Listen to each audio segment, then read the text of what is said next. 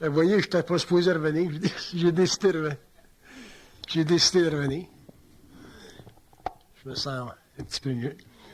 Fait qu'organisez-vous à tous les mois, par exemple, il faut que vous vérifiez votre téléphone, parce qu'on ne sait jamais quand est-ce que je vais prendre du time off. Je pense que le mois prochain, je vais être ici encore.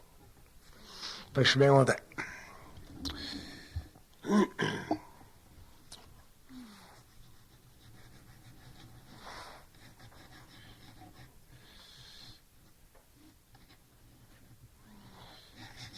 Je veux développer, en ce qui concerne la psychologie évolutionnaire, je voudrais développer le concept de l'opposition avec l'entité maîtresse.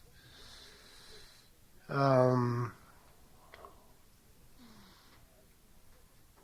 l'évolution de la psychologie supramentale, où l'homme prend conscience de sa source, il est évident qu'au cours de l'évolution, cette conscience de la source va se métamorphoser, s'altérer profondément, à un point où l'homme éventuellement va devenir totalement individué, c'est-à-dire totalement libre de toute forme de spiritualité, connecté ou lié avec la source de sa conscience mentale.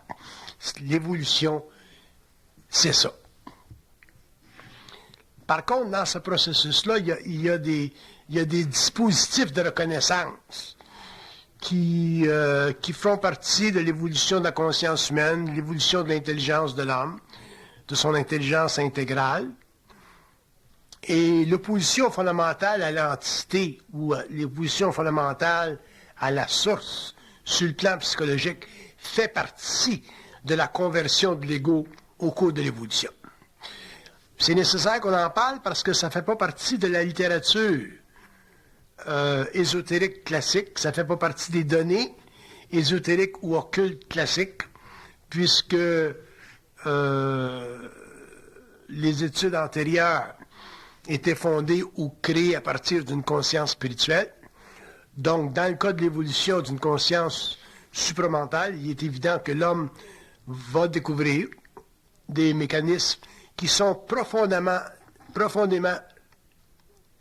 opposés aux conventions spirituelles, occultes ou ésotériques de l'évolution. Dans le sens que l'homme nouveau ne traitera pas avec l'entité maîtresse comme l'homme nouveau, comme l'homme ancien a traité avec l'entité spirituelle qui a été à la base de sa formation ésotérique ou occulte ou spirituelle durant l'évolution. Et cette opposition-là fait partie des grandes œuvres de l'homme nouveau, des grandes œuvres de la conscience nouvelle, parce que cette nouvelle conscience sera responsable au cours de l'évolution pour la formation d'une fondation psychologique et psychique totalement renouvelée en ce qui concerne l'homme, son lien télépathique avec les plans et sa façon de traiter avec les êtres de lumière de quelque acabit qu'ils soient. Ça ne fait pas partie de notre psychologie normale ou historique de confronter l'entité maîtresse. Ce que j'appelle l'entité maîtresse, c'est l'ajusteur de pensée. Parce que pendant l'évolution, l'homme a toujours été dominé par l'entité pour des raisons spirituelles, pour des raisons de religion, pour des raisons occultes qui dépassent encore aujourd'hui la connaissance de l'homme en général. Mais l'opposition avec l'entité maîtresse est fondamentale à toute métamorphose de l'ego en ce qui concerne le développement d'une suprématie égoïque sur les forces occultes. Tant que l'homme n'exercera pas ou ne développera pas une suprématie absolue en ce qui concerne les forces occultes, l'homme demeurera un être spirituel et il ne pourra pas traverser le plan astral de sa conscience. Il est évident que l'homme aura besoin d'un certain guide ou d'une certaine psychologie de base pour s'entraîner sur le plan égoïque. Par contre, il devra faire ses propres essais par lui-même pour en arriver éventuellement à convertir son énergie mentale inférieure en une force de frappe et en une force de pénétration des plans occultes très, très avancés, ce qui l'amènera éventuellement à se libérer des aspects péjoratifs de sa programmation pour en arriver éventuellement à être un être libre. C'est un grand, grand travail, c'est un travail d'évolution.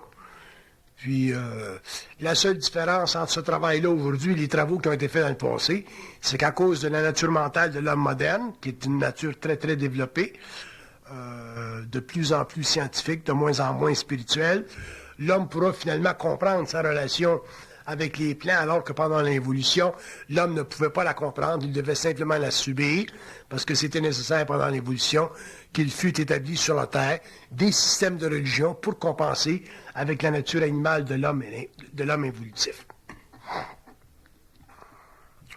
L'opposition avec l'entité maîtresse est une opposition qui sera proportionnelle à la volonté de l'individu. Chaque individu aura la force intérieure de s'opposer à son entité maîtresse. Donc, on peut dire, sur une échelle comparative, on peut dire qu'un initié a plus de volonté d'opposition à une entité maîtresse quand il a fini son initiation et qu'il a intégré ces énergies-là qu'un homme normal, parce que probablement sa souffrance est beaucoup plus grande. Par contre, le phénomène demeure le même et les hommes, au cours de l'évolution, s'exerceront à réellement prendre conscience de cette opposition-là, dans la mesure où les hommes en arriveront éventuellement au seuil d'une certaine souffrance, c'est-à-dire lorsque les hommes en arriveront à prendre conscience de la présence intérieure. Une fois que l'homme aura pris présence de la présence intérieure, ou conscience de la présence intérieure, mais en dehors des paramètres spirituels de sa conscience évolutive, l'homme commencera à reconnaître petit à petit la psychologie utilisée dans la conversion de ses corps subtils, et il verra que cette psychologie-là, qui fait partie de la manipulation de son corps mental, est en ordre, c'est-à-dire convient à la réalité des choses, mais doit être ajustée pour que les choses cachées conviennent à sa réalité matérielle. Donc, à ce moment-là, éventuellement, il y aura équilibre entre l'entité maîtresse et l'ego.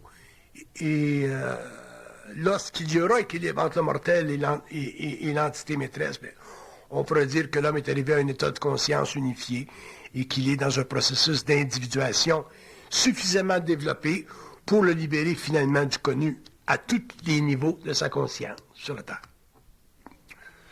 L'opposition avec l'entité maîtresse, c'est une opposition qui n'est pas facile à vivre parce que l'entité maîtresse utilise toujours des paramètres psychologiques exclusifs à l'ego dans son travail avec l'homme. Autrement dit, l'entité maîtresse se sert toujours de concepts ou de pensées qui font déjà partie des archives de la conscience égoïque. Et ça, un peu, ça a tendance à voiler sa réalité et à créer chez l'homme l'impression que c'est lui qui pense comme ça. Et ça fait partie du grand mystère de la conscience humaine qui sera finalement développé, élucidé avec le temps et qui permettra finalement à l'homme de réellement comprendre sa relation avec les forces occultes, c'est-à-dire avec les dieux de l'ancien temps, des anciens temps ou des anciennes périodes. L'opposition avec l'entité maîtresse est une opposition qui est fondée sur le principe de la souffrance. Ça, faut pas se leurrer. Ce n'est pas basé sur le principe de la fidélité spirituelle, ou sur le principe de la loyauté spirituelle, ou sur le principe de l'amour spirituel, ou de l'affection spirituelle, comme on a trouvé pendant l'évolution. Je peux vous assurer que tout homme ou toute personne humaine prenant conscience de son archétype mental ou de son de l'ajusteur de pensée ou de l'entité maîtresse. Tout homme en prenant conscience de façon évidente se rend compte avec le temps que la souffrance est utilisée pour sa transformation intérieure.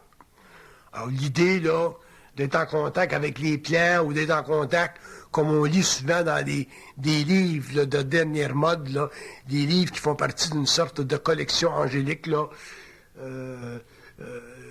conversation avec mon ange ou dialogue avec mon ange, vous allez réaliser avec le temps que votre ange c'est un plein de marde, quand il va être découvert.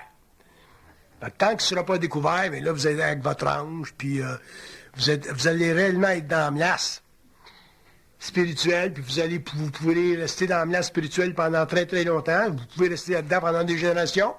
Il y a des peuples qui sont restés dans la menace spirituelle pendant des siècles. Ça fait que... mais à partir du moment où l'homme va venir en contact avec une science nouvelle là, de toutes ces forces-là qui sont à l'origine de sa conscience planétaire, l'homme va devenir très intelligent. Et finalement, va en arriver à maîtriser la puissance de ces forces-là sur sa conscience involutive, de sorte que l'homme en arrivera finalement à se libérer du connu et à éteindre assez rapidement le karma de son souvenir, c'est-à-dire les aspects occultes, voilés, de sa conscience humaine qui font partie intégrale de son âme, donc de son souvenir incarnationnel, ainsi de suite.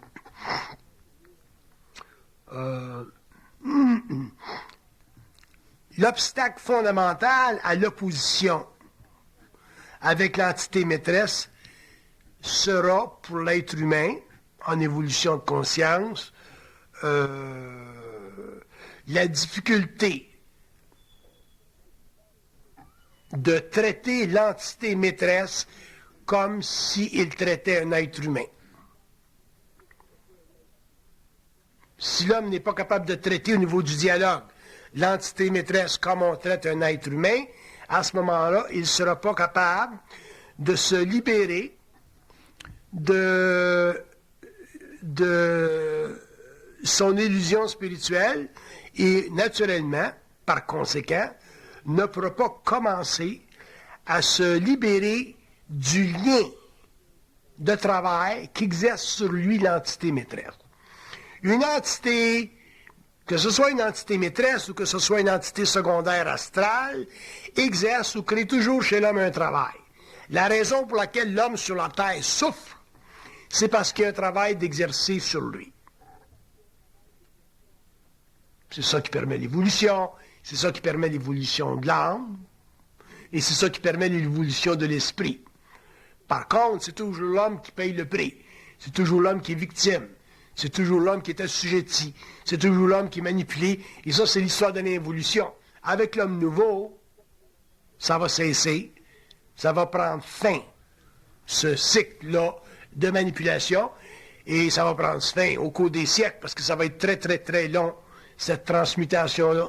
Cette transmutation de la conscience humaine. C'est pour ça que d'ailleurs que ça se fera totalement sur une base individuelle et ça se fera jamais sur une base collective.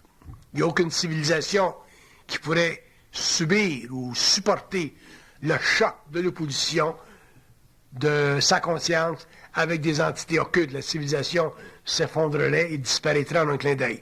Donc ceci se fera sur une base individuelle. Par contre, l'homme trouvera difficile de s'opposer avec l'entité maîtresse de façon catégorielle, c'est-à-dire comme si l'entité était réellement humaine et libérée ou libre des paramètres occultes qu'on lui attribue à cause de notre spiritualité puis à cause des impressions occultes ou ésotériques qu'on a développées au cours des siècles en ce qui concerne ces forces-là.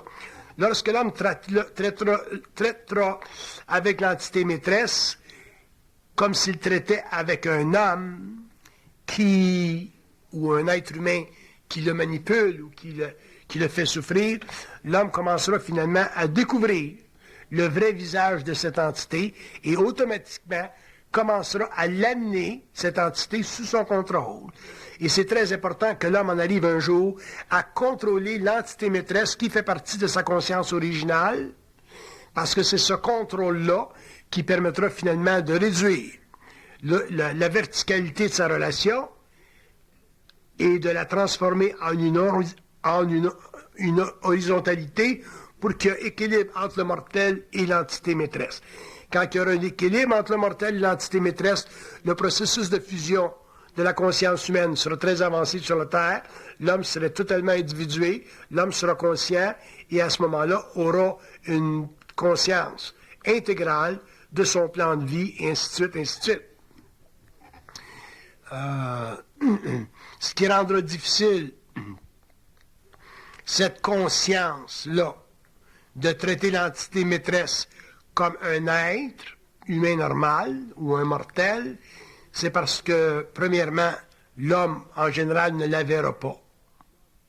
Et quand on traite avec une entité qu'on ne voit pas, et qu'on traite avec une entité que simplement on entend, c'est beaucoup plus difficile pour l'ego de diriger vers cette entité-là la même puissance de frappe qu'il pourrait faire s'il la voyait, l'entité.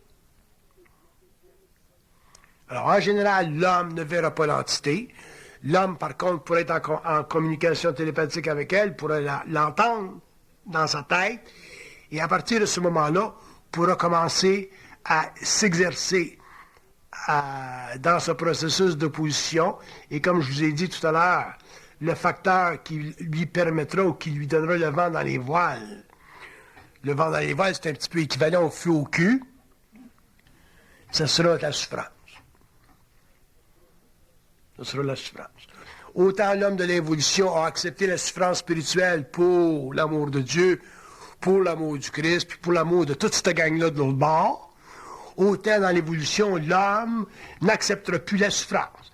Et à partir du moment où l'homme cessera d'accepter la souffrance, pour des raisons spirituelles ou religieuses, l'homme sévèrera son lien historique avec l'évolution et commencera finalement à se préparer, à se donner une conscience nouvelle qui fera partie de ce qu'on appelle l'évolution, c'est-à-dire la domination de l'homme ou du mortel sur l'ajusteur de pensée. Par contre, si l'homme est trop sensible spirituellement, il deviendra vulnérable spirituellement. Et devenir vulnérable spirituellement, ça veut dire qu'il sera forcé de restreindre sa lutte contre l'entité maîtresse. Et restreindre sa lutte contre l'entité maîtresse, ça équivaut à masquer son pouvoir personnel, ça équivaut à réduire sa réaction, diminuer sa volonté, éteindre son intelligence pour des raisons d'amour spirituel. Et ça a été la condition de l'évolution, ça a été la faiblesse de l'homme de l'évolution, ça a été la source de son ignorance pendant l'évolution. Et l'homme conscient se révoltera complètement contre ceci, cette condition-là, et éventuellement en arrivera au fur et à mesure où il entreprendra de se libérer de tout ce qui l'influence dans sa vie personnelle, autant extérieure qu'intérieure, et ça l'amènera finalement à comprendre qu'il n'y a personne et il n'y a rien au-dessus de lui. Quand l'homme comprendra qu'il n'y a rien au-dessus de lui, qu'il n'y a pas d'entité spirituelle ou occulte au-dessus de lui, il se libérera finalement d'un des grands signes de l'évolution, c'est-à-dire de l'inconscience et de l'ignorance spirituelle. N'oubliez pas une chose, qu'on ne peut pas comprendre ou savoir quelque chose ou quoi que ce soit sans en vibrer la totale réalité. Pourquoi la science est si prenante aujourd'hui dans le monde? Pourquoi la science est si puissante? Pourquoi la science a été capable de bousculer les superstitions des religions, parce que le scientifique, le technicien dans son labo est capable d'évaluer par lui-même, pour lui-même et en relation de lui-même ce qu'il voit et ce qu'il observe. Alors, un scientifique qui est dans son labo, quand il travaille, ne subit pas d'autorité au-dessus de lui. La seule autorité qui confirme sa relation avec la matière qu'il étudie, c'est son phénomène d'observateur par rapport à cette matière-là. Quand même, vous arriveriez, vous direz, bon ben, ça va contre les lois de l'Église, ou ça va contre les lois de Dieu, ou ça va contre les lois des religions. Il va dire, bon ben, les lois des religions, c'est les lois des religions, les lois du laboratoire, c'est les lois du laboratoire. Ça va être la même chose pour l'homme nouveau. L'homme conscient dans sa relation avec l'entité maîtresse, ça va être comme un homme qui étudie dans son propre laboratoire sa relation psychologique, ésotérique, occulte, psychique, avec un monde qui fait partie de son expérience et dont il doit en arriver à dominer parfaitement la présence. Quand l'homme en arrivera à dominer parfaitement la présence, l'homme en arrivera à des conclusions fondamentales qui feront partie de sa science intérieure et aucune autorité extérieure à lui ne pourra, ou intérieure à lui, ne pourra entrer en contravention avec ce qu'il saura. Ça fera partie de sa liberté, ça fera partie de son choix libre et ça fera partie finalement de sa capacité de ne plus être jamais dominé dans son expérience sur la Terre. Par contre, si l'homme n'en arrive pas au cours de son développement à mettre de côté des sentiments précieux et sacrés qui font partie de l'évolution, qui ont été nécessaires pendant l'évolution, qui ont fait partie de l'éducation des masses et de la formation des grandes civilisations judéo-chrétiennes ou autres, l'homme ne pourra pas s'individualiser, c'est-à-dire retourner à sa source avec le glaive dans la main droite. Si l'homme ne retourne pas à sa source avec le glaive dans la main droite et qu'il retourne à sa source avec la croix en main, il est fait à l'os. Par contre, il devra, de par lui-même, avec sa propre connaissance, avec sa propre conscience, de sa propre expérience, découvrir les principes de ce nouveau visage de l'homme, de cette nouvelle conscience humaine qui prend racine présentement sur la Terre et qui fait partie de l'évolution, quel que soit le temps que ça prendra. Si l'homme n'est pas capable d'en arriver pour des raisons spirituelles ou autres, à se mettre en grande opposition avec ces forces-là, l'homme ne pourra jamais comprendre son mystère et il demeurera toujours un être typiquement ignorant, lié aux conventions et impuissant à faire éclater finalement les mystères de sa conscience personnelle ou les mystères de l'humanité. Vous savez très bien que sur le plan matériel, les hommes ou les êtres qui sont en pouvoir ou qui ont du pouvoir ne laissent jamais le pouvoir sans lutter. C'est la même chose au niveau des plans, il n'y a pas de différence. Qu'une intelligence soit dans un corps matériel ou qu'une intelligence ou une entité soit dans un corps immatériel, les lois du pouvoir sont les mêmes. Une entité ne laisse jamais le pouvoir parce que le pouvoir fait partie structurellement de sa conscience sur le plan où elle est. Donc le pouvoir, une entité ou un mortel, ne le laisse pas par bonne volonté. Il faut toujours qu'il y ait une lutte. Et l'homme devra lutter pour l'élimination du pouvoir des forces occultes sur sa conscience évolutive.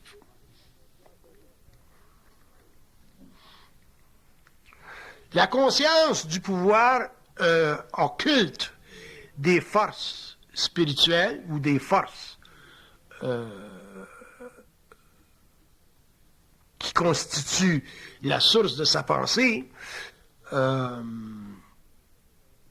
nature de ce pouvoir-là n'est pas nécessairement évident pour l'homme, parce que l'homme est très spirituel. Et être spirituel, si on le regarde du point de vue d'un initié, ça équivaut à toujours rendre hommage à une volonté autre que la sienne. Un être spirituel, c'est un être qui rend hommage à une autre volonté. Et en rendant hommage à une autre volonté, il s'assujettit à cette volonté-là. Et quand on fait ça pendant des siècles de temps, ou qu'on fait ça pendant des générations de temps, il vient un temps où on perd la perspective de notre réalité, et l'homme de l'involution a perdu complètement la perspective de sa réalité en tant qu'être cosmique sur la Terre. Si vous regardez les guerres de religion, si vous regardez les guerres de pouvoir, si vous regardez la façon dont l'homme a été traité ou s'est traité fraternellement pendant des siècles en relation avec la religion, vous allez réaliser que le pouvoir spirituel sur la Terre a été très puissant et demeure encore très puissant. C'est seulement sur la base individuelle que ce pouvoir-là est fracassé ou fracassable. Sur le plan social, c'est une longue évolution. C'est évident que le pouvoir spirituel n'est pas aussi puissant aujourd'hui dans les pays industrialisés qu'il l'était il y a 2, 3, 400 ans.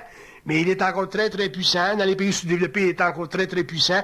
Mais sur le plan individuel, sur le plan de l'homme, qui finalement commence à comprendre le mystère de sa propre évolution, le pouvoir spirituel est totalement inefficace et incapable et impuissant à dominer sa conscience.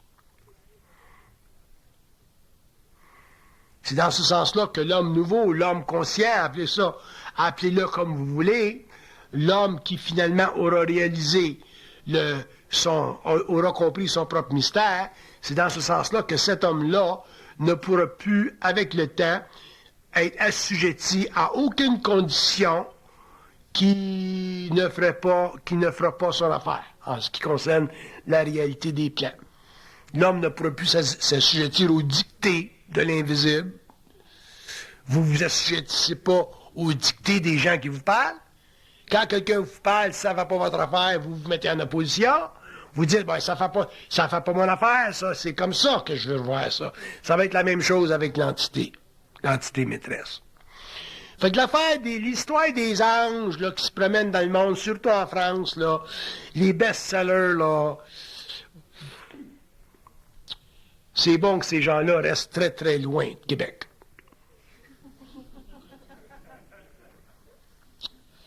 Très loin de Québec.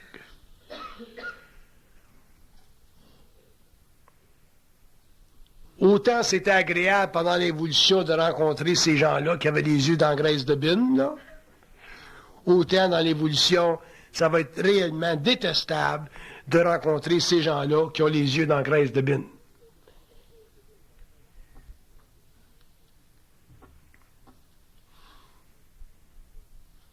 Il y a une limite à l'ignorance, là. Tu sais.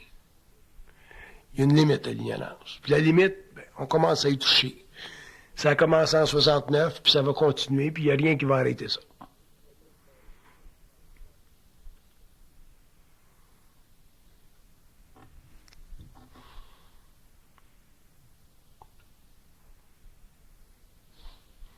Je suis allé dans les magazines aliments naturels dernièrement, là.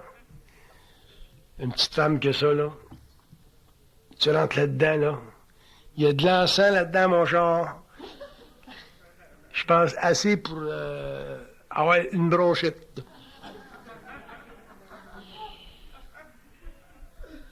La bonne femme, elle te parle, là. La voix, elle monte pas plus que 2 décibels. Qu'est-ce que je peux faire pour vous, mon petit monsieur? J'ai dit, moi, je peux vous appeler petite madame, mais avant que vous m'appeliez petit monsieur, là, vous êtes mieux de regarder ma carte d'assurance sociale. Mon petit monsieur. J'ai dit, c'est quoi cette affaire-là, mon petit monsieur? Je suis un petit monsieur à vous? Ah, tu sais qu'une façon de parler. Là, je vois que c'est l'air un petit peu, là. J'ai dit, si je vous appelais ma petite vieille, bonjour ma petite vieille, comment ça va ma petite vieille? Elle m'a dit ça? Wow, là, elle commence à être un petit peu mal à l'aise. J'ai dit, faites-vous-en pas, vous pouvez m'appeler mon petit monsieur. Pas de problème. Je ne vais pas aller plus loin que ça. Fait que... parlez pas d'opposition avec l'entité maîtresse, là. Accouche avec.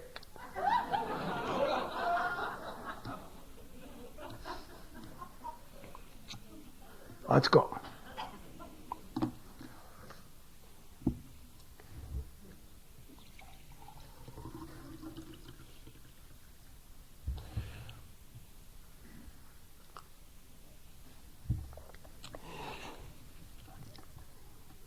La psychologie supramentale, c'est une psychologie qui est créative, dans ce sens qu'il n'y a plus de fin à ça, il n'y a plus de limite à ça.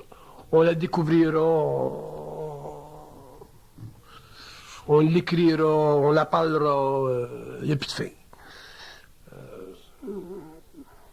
La compréhension des voiles qui séparent l'homme des plans, la compréhension des voiles qui crée dans la conscience humaine une ignorance abominable, abominable.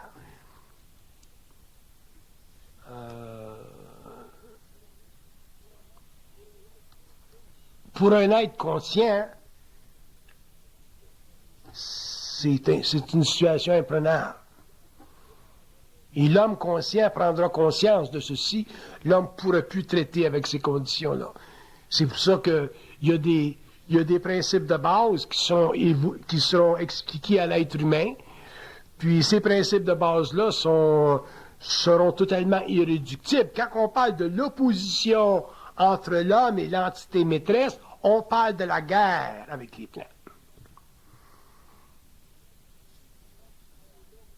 Jusqu'où les hommes pourront faire la guerre avec les plans, ça dépend de leur conscience personnelle, ça dépend de leur degré de souffrance avec les plans, ça dépendra de leur niveau d'initiation, ça dépendra de leur statut universel, ça dépendra de beaucoup de choses. Mais on ne peut pas revenir sur le fait que l'homme nouveau sera en guerre avec les plans. Autant l'homme ancien a couché avec les plans, autant l'homme nouveau sera en guerre avec les plans. L'amour pour les plans, l'amour pour les entités spirituelles, les guides spirituels, toute cette gang-là, il n'y en aurait plus chez l'homme conscient.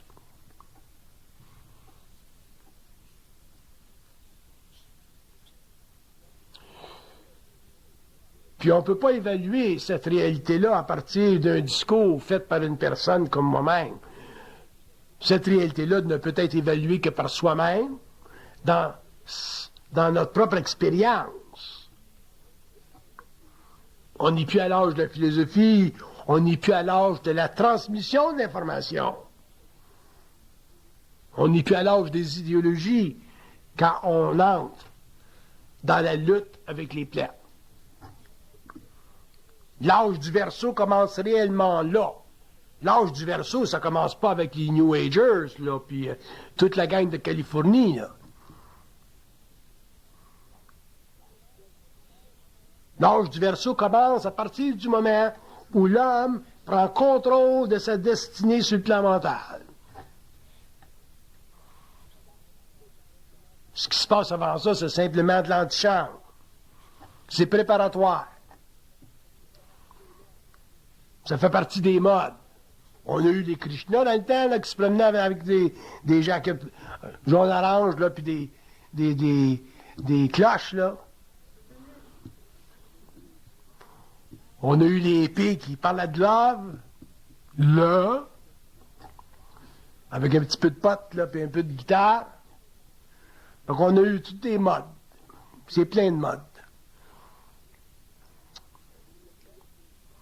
On a eu la période des sectes, puis ça, c'est pas fini, oui. Les sectes, là, à différents niveaux, lavage de cerveau.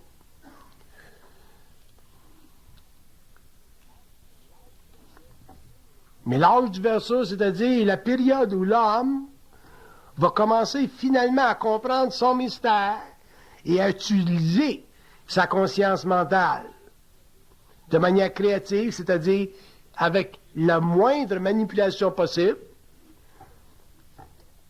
Ça fait partie de l'évolution. Et c'est ça qui permettra finalement à l'être humain de comprendre qu'il n'y a pas de différence entre une intelligence ou une entité sur un autre plan et une entité incarnée sur le plan matériel.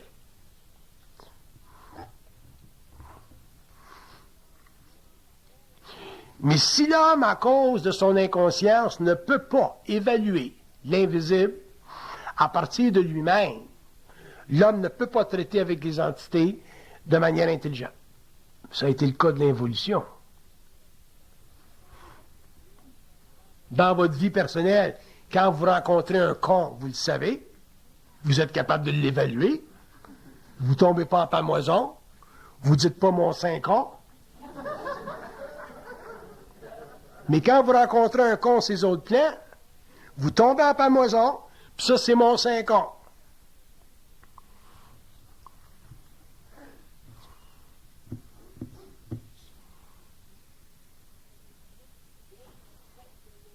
Fait qu'imagine-toi le fun qu'ils ont de l'autre bord. Alors.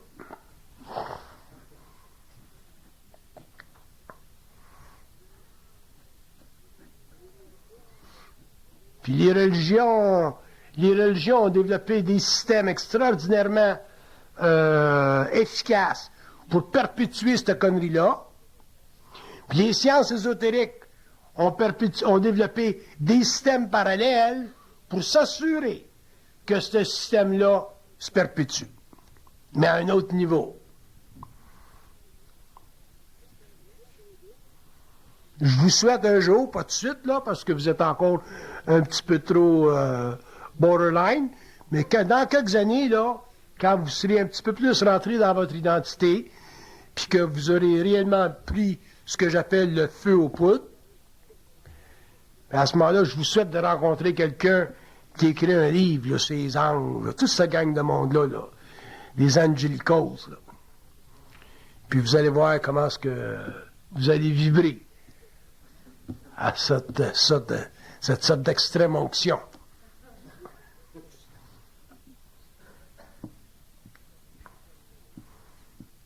Mais comme vous allez être fin, puis délicat, puis vous allez contrôler votre énergie, vous allez pas en faire cas.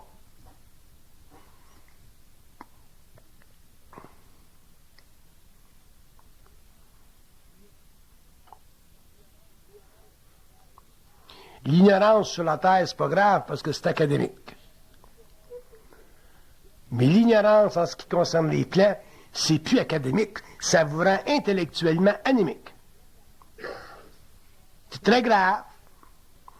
Ça enlève l'homme sa puissance.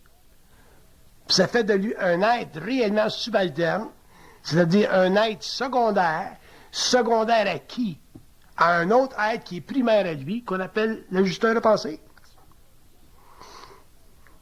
Puis la chose que vous devez faire le plus attention au cours de votre évolution, c'est les livres que vous lisez, même les miens. À partir du moment où vous lisez un livre, si vous croyez ce que vous lisez, vous êtes fait à l'os. Des livres, ça devrait être mis à votre disposition pour vous permettre de savoir que ce que les gars ont écrit, vous le savez. Un livre, c'est pas supposé d'être mis à votre disposition pour vous faire penser d'une certaine façon. C'est pour vous faire réaliser que ce que le gars a écrit, vous le savez. C'est la seule raison pour laquelle un livre occulte ou ésotérique doit exister. Mais si un livre est écrit, puis ça vous amène à croire ce qui est écrit, qu'à un moment que le livre sera écrit par Bernard de Montréal, vous êtes fait à l'os. Parce qu'il y a des nuances, il y a des niveaux, il y a des voiles dans le livre qui vont faire partie de votre personnalité et qui, avec le temps, vont éteindre votre propre intelligence et qui vont finalement vous empêcher de savoir que ce que le gars a écrit, vous le savez. C'est pas un privilège personnel de savoir. Ça fait partie de la lumière de l'homme, ça fait partie de sa conscience universelle de l'homme. C'est pas un privilège de Bernard de Montréal de savoir. C'est le privilège de l'homme de savoir. Fait que si vous croyez des livres, même si ce sont des livres qui sont respectables, automatiquement, vous êtes en faute par rapport à vous-même et vous vous empêchez de réaliser que ce qui est là, vous le savez, puis ce qui est là, si c'est pas ça, vous êtes supposé de le savoir que c'est pas ça. Sinon, ça vous donne quoi de lire? Ça vous donne rien. Vous allez lire pour vous empoisonner l'esprit, vous allez lire pour vous alourdir l'esprit, vous allez lire. Lire, c'est un dialogue avec quelqu'un qui a écrit. C'est ça, lire. Mais s'il n'y a pas de dialogue entre le livre et vous autres, parce que vous croyez tout ce qui est écrit, vous êtes fini, vous êtes fait à l'os, vous n'en arriverez jamais à comprendre la différence entre la liberté de votre conscience mentale et le pouvoir créatif que chaque homme a et possède et qui fait partie de sa propre lumière.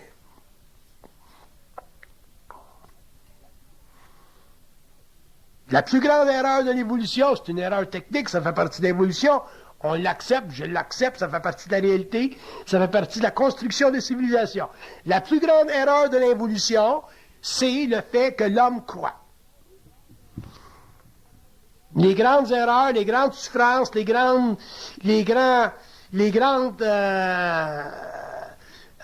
grandes forces fossoyantes de l'évolution ont été liées à la croyance. Que ce soit une croyance profane comme les Russes qui ont cru dans le socialisme de Marx puis d'Engels, ou que ce soit une croyance qui fait partie de la judéo-chrétienté ou de la juiverie, whatever it is. La croyance, c'est fondamentalement anti-homme, anti-intelligence, et la source de la croyance, c'est la manipulation de l'ego par des entités qui font partie des autres plans et qui ont le pouvoir de la sanction historique contre l'individu qui n'a aucune identité. C'est ça la croyance.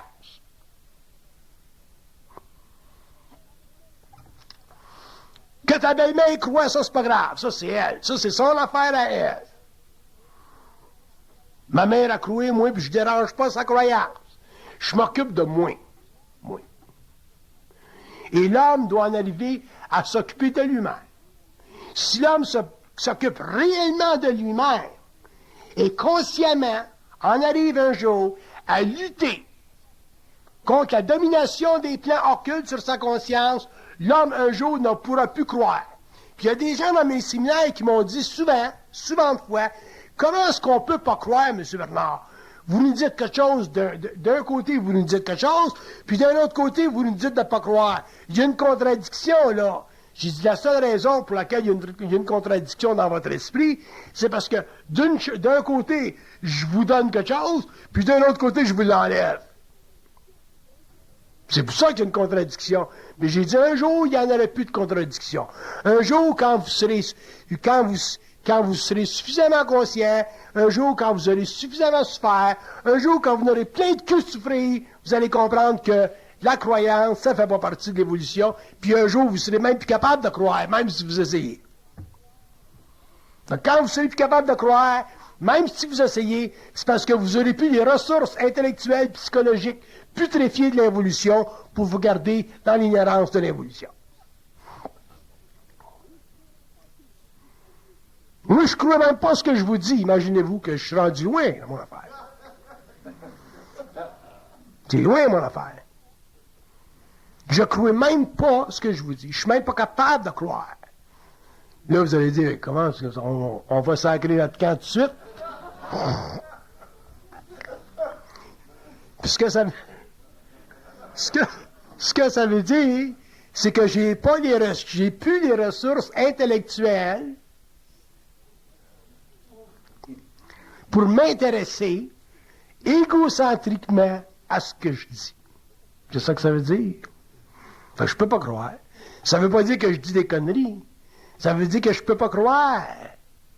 Ça colle plus. Fait que c'est purement créatif, puis ça a de l'allure, ça a de l'allure, puis ça n'a pas d'allure, ça a de l'allure.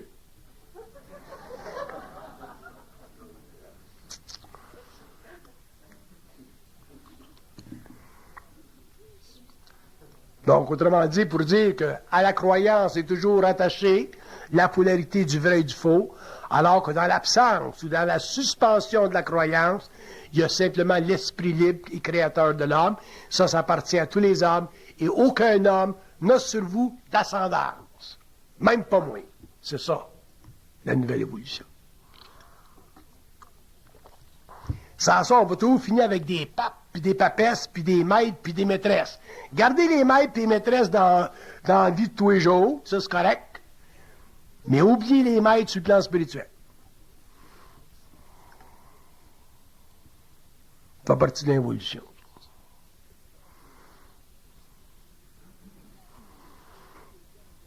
J'étais en Floride une fois, puis j'arrive à l'aéroport, puis c'était dans le temps des Krishna, là, tous les mouk-mouk. Puis, il y a une jeune fille qui m'arrive, puis elle me dit, elle travaille pour les mouk-mouk, puis elle me dit, elle me parle de son affaire, là. Puis d'un coup, elle me dit, seriez-vous intéressé à notre littérature, patati patata. Fait que j'ai dit, qu'est-ce que c'est l'âme? Fait qu'elle me dit, bon, ben, le maître. Il dit, non, j'ai dit, laisse faire le maître, là.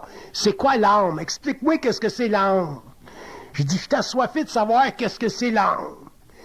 Elle dit, notre maître, il te laisse. J'ai dit, si tu me parles du maître encore, je prends mon avion, puis je crisse mon camp. C'est quoi l'âme? Elle n'a jamais été capable de me le dire. J'ai dit, viens ici, là, on va aller prendre un petit café, pour t'expliquer ça en 2 minutes, mais qu'est-ce que c'est l'âme. Quand j'ai eu fini avec elle, elle voulait venir à Montréal prendre des séminaires. J'ai dit, oublie ça, reste avec ton maître.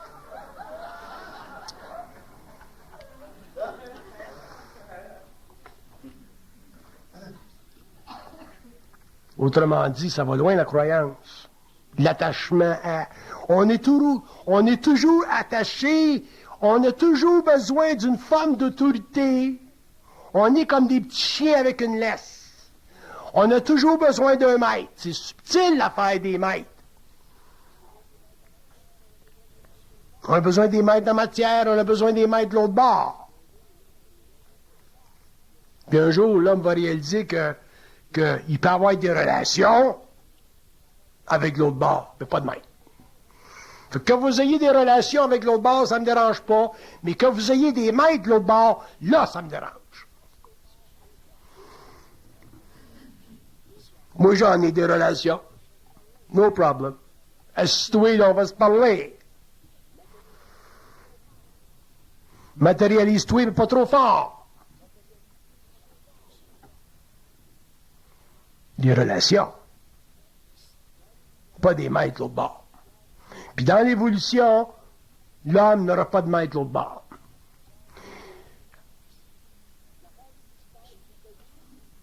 Fait que l'affaire des mystères, puis des conneries, puis des idéologies, puis de tout le tralala qu'il a fait de nous autres en 1995, en quelle année? En 98, des êtres sans aucune conscience créative, sans aucune identité, sans pouvoir créatif. Des êtres qui ne sont même pas capables d'expliquer leur propre mystère. Que mon chat ne connaisse pas son mystère, ça je comprends.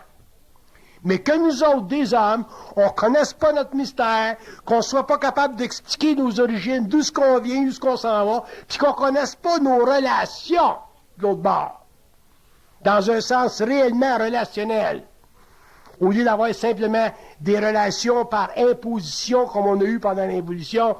Pour moi, c'est un crime contre l'esprit.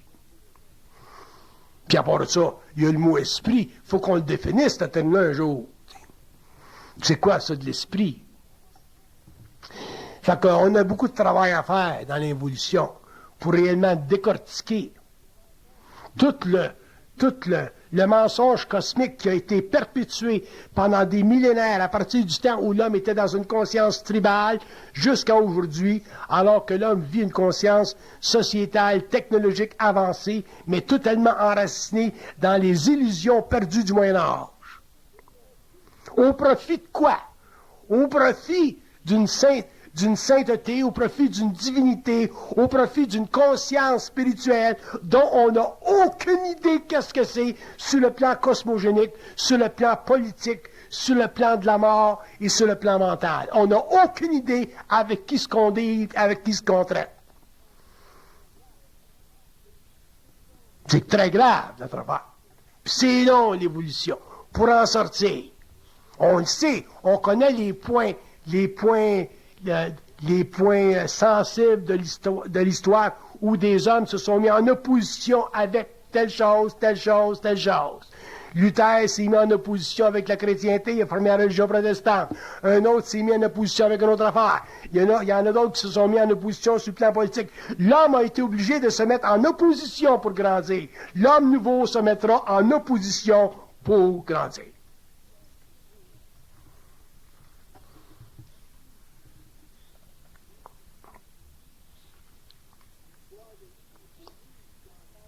L'histoire de lire des livres, puis entendre des dictées, puis entendre des messages, ainsi de suite, de façon totalement passive, ça sera totalement éliminé, éradiqué de la conscience humaine. L'homme ne prendra plus absolument rien des plans qui ne fera pas son affaire. Puis là encore, il faut le dire, son affaire. Dans la mesure où l'homme va devenir conscient, de moins en moins, il va pouvoir prendre ce qui lui est dicté des plans. Dans la mesure où l'homme sera spirituel, l'homme sera capable d'absorber ce qui lui vient de dicter des plans.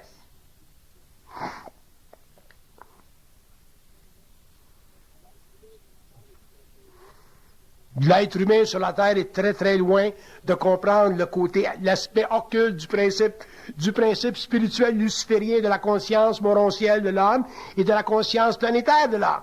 L'homme n'a aucune idée de la nature des fils, de la nature des Adams qui ont fait partie de son incorporation et de sa mise en évolution expérientielle sur la Terre pour des raisons totalement cosmiques. L'homme est totalement dans le jus en ce qui concerne les lois occultes de son évolution. L'homme n'a aucune conscience des lois de la Terre, aucune conscience du Soleil, de la Lune, des planètes. L'homme n'a aucune idée comment fonctionne l'univers local, ni matériel, ni occulte. Pourquoi? Parce qu'il n'est pas dans son esprit. Il n'est pas dans son esprit, il est dans son intellect, il est dans sa mémoire. Il est dans un processus de réflexion constamment. Il absorbe de l'extérieur de lui-même constamment, ou il absorbe de l'intérieur de lui-même quand il y a une conscience spirituelle. Quand l'homme aura une conscience mentale déspiritualisée et qu'il commencera finalement à faire face aux entités cosmiques qui sont à l'origine de sa conscience planétaire, l'homme commencera à être intéressant, l'homme commencera à être conscient, l'homme commencera à être extrêmement intelligent sur la Terre et il ne pourra plus, à ce moment-là, se faire diversifier, se faire débalancer dans ses énergies. Donc, à ce moment-là, on aura affaire à l'être humain comme il doit être. Comment il doit être, l'homme? C'est à lui de savoir comment est-ce qu'il doit être. Tu ne demandes pas à une entité comment est-ce qu'il doit être.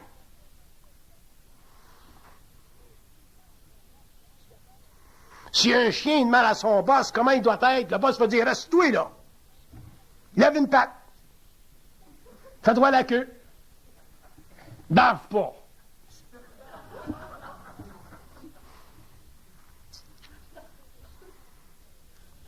Mais si le chien est intelligent, il dira au boss, tasse-toi là, ma lèche là, je n'ai plus besoin de ça. Je m'en vais. Le boss dit, qui c'est qui va te nourrir? Inquiète-toi pas.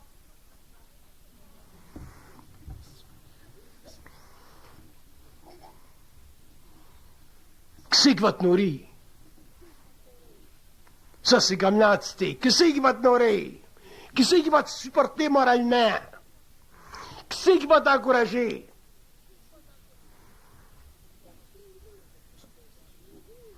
Ça va très loin, la domination de l'homme. Et un jour, si j'ai le temps, puis j'ai le goût, j'écrirai un livre aussi épais que la genèse du réel sur les lois occultes de la domination. Quand même, je ferai ça pendant 20 chapitres. Vous allez voir ce qui va sortir de là. Ça va être du linge sale.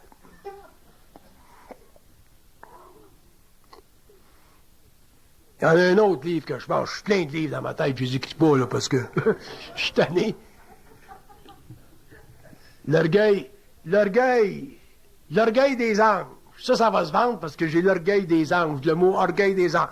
M'a envoyé ça à Gallimard en France, là. Je te dis qu'ils vont prendre ça tout d'une shot.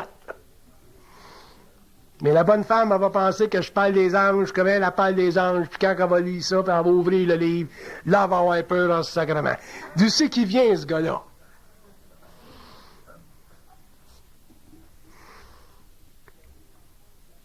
Moi, j'ai fait, je me rappelle en France, ma femme elle avait donné la jeunesse du réel à une bonne voyante française, qui était assez vieille quand même, 80-81 ans. Elle a mis la main sur mon livre et elle est tombée à terre. Elle est tombée à terre, sur le cul. Bang! Au moins, c'est une bonne voyante.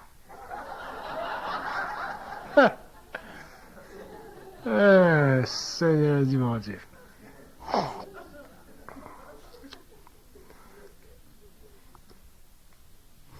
Bon, je retourne au sérieux. C'est parce que j'étais en santé, à soir, j'étais en forme, hein?